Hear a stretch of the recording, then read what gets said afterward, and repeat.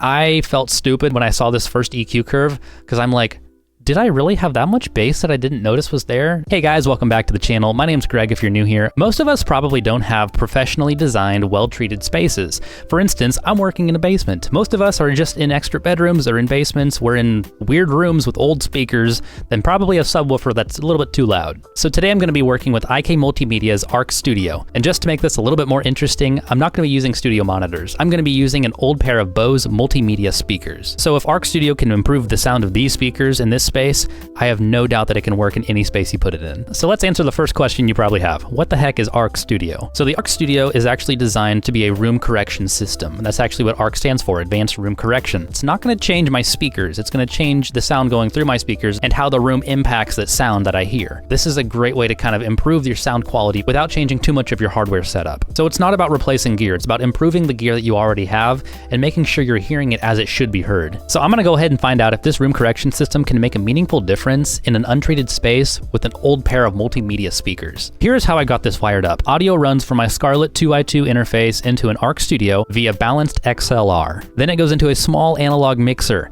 From there, it feeds into my Go XLR Mini, which I actually have connected to my PC and my Mac for recording and streaming. And then from the Go XLR, it finally goes out to my Bose speakers. It's absolutely a wild signal path, jumping from balanced to unbalanced signals. But after doing some mild correction on my mixers and my different volume levels, I do not have a whole lot of noise, which I would actually expect from having a balanced to unbalanced signal. Whenever you install the software, it's gonna come in two different programs. One is Arc for Analysis and one is Arc for. The Arc for Analysis software will actually walk you through all the different steps.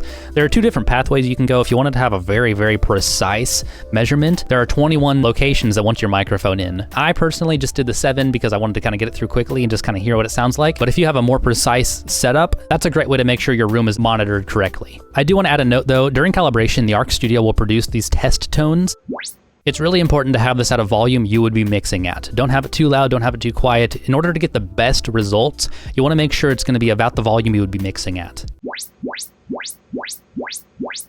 Once you have done your analysis and your profile's ready, you can actually load that into the Arc Studio, the hardware, the box, and you can disconnect the USB, so you no longer have to worry about having the room correction software running. It's actually saved on the hardware. These Bose speakers, I think I've had for over a decade. And after running the analysis on this, you can actually see the green line right here on this EQ curve.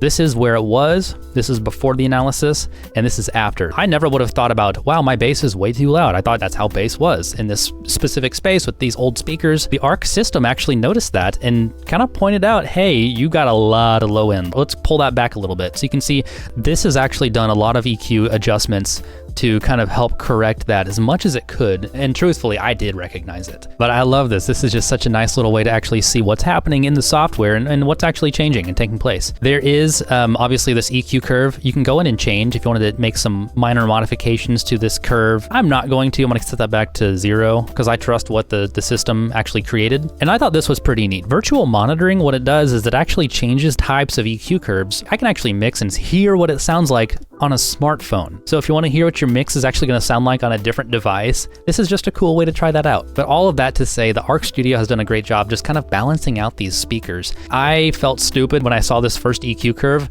because I'm like, did I really have that much bass that I didn't notice was there? And it's actually very true. I noticed that the bass here was so heavy after the fact. So I thought that was really nice and really appropriate, and it sounds a lot more balanced. So you'll kind of have to take my word for it, but I will actually mention my wife has not told me to turn my volume down in a while since I've started using the Arc Studio. So that's a huge improvement, and I think my sleeping baby would also agree. If you're working in a spare bedroom or working in a basement like I do and don't want to spend a ton of money on new studio monitors with room treatment and everything like that, I highly recommend checking out the Arc Studio. It's a great piece of equipment to help just maximize the gear that you already have. So do me a quick favor, if you found this video helpful or interesting in any way, go ahead and hit the thumbs up. It really does help out the channel and is completely free to you.